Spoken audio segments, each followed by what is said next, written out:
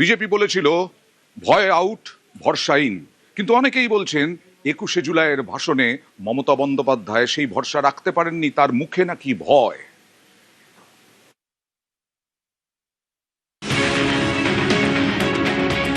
ডিম ভাত 21শে জুলাইয়ের সঙ্গে যেন একাত্ম হয়ে গিয়েছে কথাটা। পালা বদলের পর ডিম ক্ষেপণাস্ত্র হয়ে গিয়েছে, তা এখন প্রতিবাদীদের হাতে রয়েছে।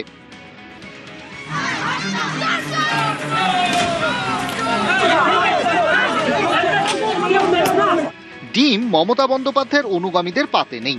মমতাপন্থী তৃণমূল সমর্থকরা মুড়ি শশা দিয়েই পেট ভরালেন। তা বলে কি ডিম নেই? বিলক্ষণ রয়েছে।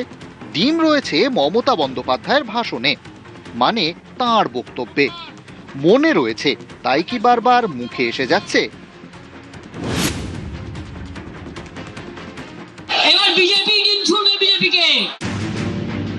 তীরটা বিজেপির দিকে ঘুরিয়ে দিলেও ডিম ছোড়াটা যে প্রাক্তন মুখ্যমন্ত্রীর মনে গেঁথে গেছে তা যেন বক্তব্যেই পরিষ্কার। হবে নাই বা কেন? সোনারপুর দক্ষিণে গিয়ে ডিম মেখে ফেলেছেন অভিষেক বন্দ্যোপাধ্যায়।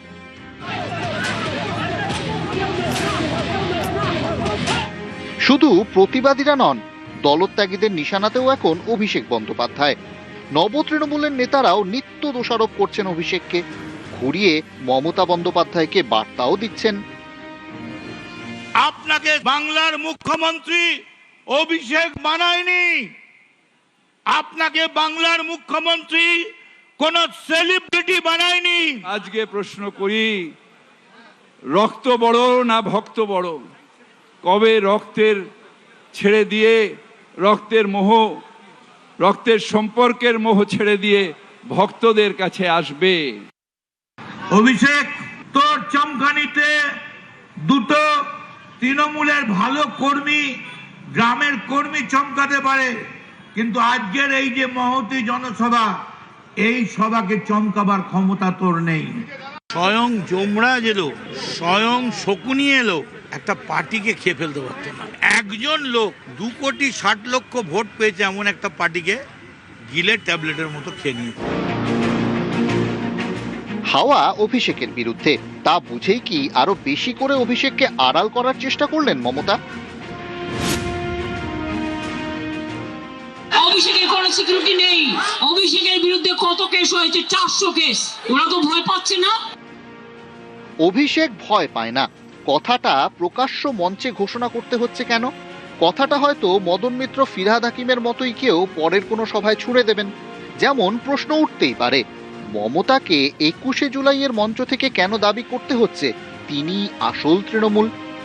আসল তৃণমূল আমরা। মানে মমতা মানেই তৃণমূল, বিষয়টা কি আর তেমন নয়?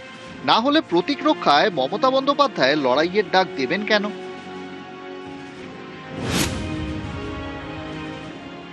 সিম্বল কাটবেন, টাকা কাটবেন, সম্মান করবে কাটবেন। শুনুন, এই তৃণমূল কংগ্রেস কর্মীদের টাকা দিয়ে ওই টাকা চোর ডাকাত গদ্দারদের ছেড়ে কথা বলবো না। খেলা হবে ব্যাট বলের খেলা। এবার আমি সুপ্রিম কোর্ট পর্যন্ত দেখব। 2025-এর 21শে জুলাইও খেলা হবে স্লোগান শুনেছে বাঙালি। 2026-এর 21শে জুলাইয়েও একই স্লোগান দিলেন মমতা। প্রথমটা যদি হয় জয়ের নির্ঘোষ, পরেরটি অস্তিত্ব রক্ষার আকুতি নয় কি? এক বছরে যে আমূল বদলে গিয়েছে পরিস্থিতি।